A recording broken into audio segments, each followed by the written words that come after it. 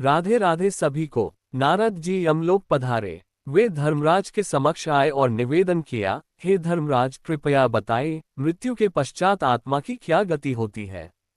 आज हम बात करेंगे उस रहस्य की जिसके बारे में सभी जानना चाहते हैं, जो कि है मृत्यु के बाद आत्मा का क्या होता है।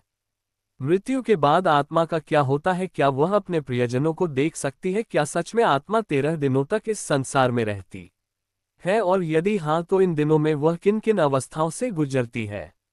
यह एक रहस्य है। धर्मराज गंभीर होकर बोले, हे देवर्षि, ये प्रश्न जितना सरल प्रतीत होता है उतना ही गूढ़ भी है।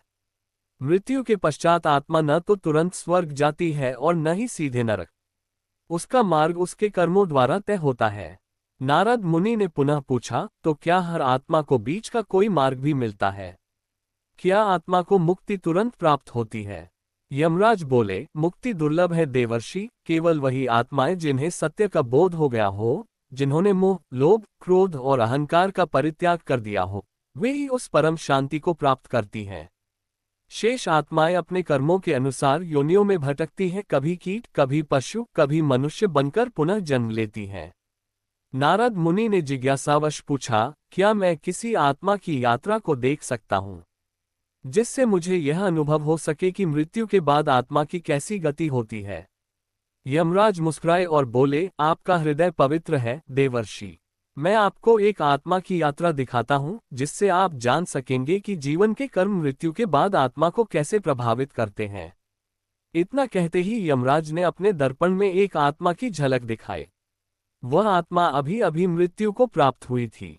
वह भ्रमित और व्याकुल थी। अपने शरीर को छोड़ना उसके लिए कठिन था। वह रो रही थी, अपने परिजनों को पुकार रही थी। यमदूतों ने उसे धीरे से समझाया, अब तुम्हारा ये शरीर मिट्टी बन चुका है, तुम्हें अपनी यात्रा आगे बढ़ानी है। आत्मा कांपते स्वर में बोली, मुझे डर लग रहा है, मैं कहाँ जा रही हूँ?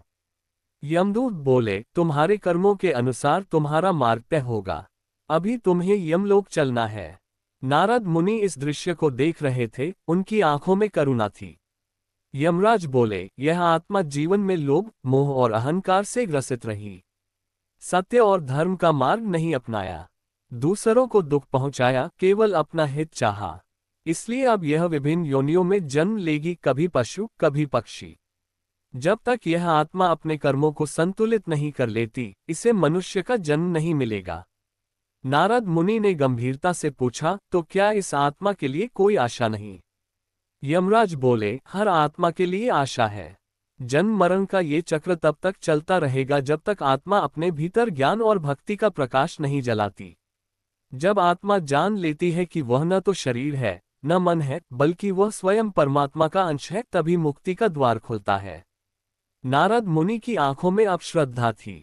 उन्होंने देखा कि आत्मा पशु योनि में जन्म ले चुकी थी। वहां भी उसे कष्ट था, पर धीरे धीरे वह पीड़ा के माध्यम से सीख रही थी। अंततः वह आत्मा एक दिन फिर से मनुष्य योनि में जन्म लेती है। यमराज बोले, देखिए देवर्षि, यह आत्मा पुनः मानव रूप में आई है। यही उसका अवसर है। यदि इस बार इसने अपने कर्म सुधार लिए, धर्म को अपनाया और आत्मबोध किया, तो ये जन्म उसका अंतिम हो सकता है।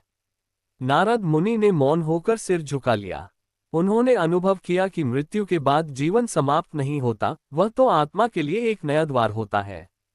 कर्मों की गठरी आत्मा के साथ जाती है और वही तय करती है उसकी आगे की यात्रा। वे यमराज को प्रणाम कर लौट चले। उनके मन में अब एक ही विचार था, जीवन अमूल्य है। यह अवसर दुर्लभ है। जब तक जीवन है, सत्कर्म करना ही आत्मा का धर्म है। अगर आपको भी कुछ ऐसी ही कहानी